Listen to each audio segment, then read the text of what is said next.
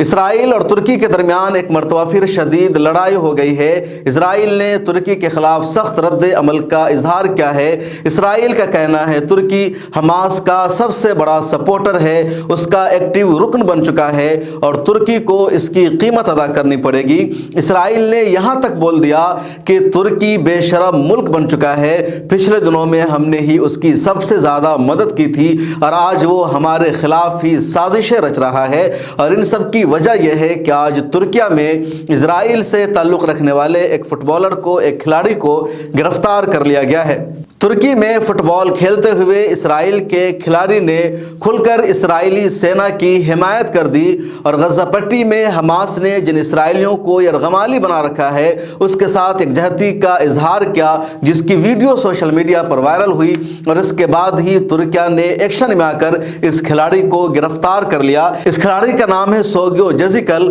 اور یہ ترکیہ میں انطالیہ اسپورٹس کلب کا رکن تھا، اس کے ساتھ اس کا معاہدہ تھا، اور ترکیہ میں ان دنوں ٹاپ فلائٹ لیگ گیم چل رہا ہے، اس میں کلب کے درمیان جو مقابلہ تھا تو انطالیہ اسپورٹس کلب کی طرف سے میچ کھیلتے ہوئے جب اس نے گول کرنے میں کامیابی حاصل کر لی تو اس کے بعد ہی اس نے اپنی کلائی کو لہرایا جس پر لکھا ہوا تھا یرغمالیوں کے 100 دن پورے ہو گئے ہیں۔ اسی کے ساتھ اس نے کچھ ایسے جملے کہے جسے اشارہ ملا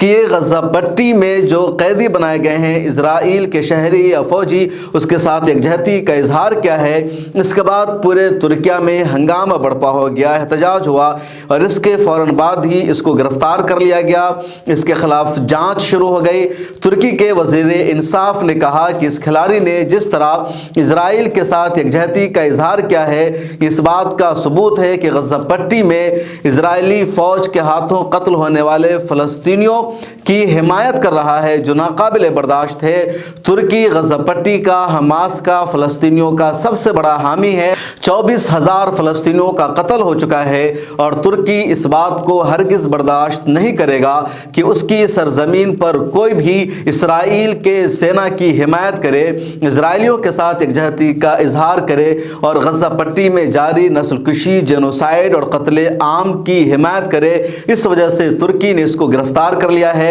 اس کے علاوہ انطالیہ اسپورٹس کلب نے اس کی رکنیت کو بھی ختم کر دیا ہے اور جلد ہی اس کو ملک سے باہر نکالا جا سکتا ہے۔ جیسے ہی ترکیہ کی طرف سے خبر سامنے آتی ہے، اسرائیل کے سابق وزیر اعظم نے اس پر سخت رد عمل کا اظہار کیا اور کہا ترکی کی حکومت کو ایک کھلاڑی کو گرفتار کرنے پر شرم کرنا چاہیے۔ اس کے علاوہ وہاں کے وزیر دفاع یواو گیلنٹ نے کہا کہ ترکی بے شرم ملک ہو چکا ہے، جب وہاں زلزلہ آیا تھا تب اسرائیل نے ہی سب سے زیادہ اس کی مدد کی تھی اور آج ہمارے ہی کھلاڑی کو ترکیہ نے گرفتار کر لیا ہے، وہ کھل کر حماس کو سپورٹ کر رہا ہے، اس کو ہر طرح کی مدد فراہم کر رہا ہے۔ ترکی ایسا لگتا ہے حماس کا ایکٹیو رکن بن چکا ہے جس کی اس کو قیمت ادا کرنی پڑے گی۔ اس ویڈیو میں اتنا ہی، پھر ملاقات ہوگی۔ ملت ٹائمز کی ممبرشپ لے لیجئے، جوائن کے بٹن پر کلک کر کے اور فائنینشلی ہمیں سپورٹ کیجئے۔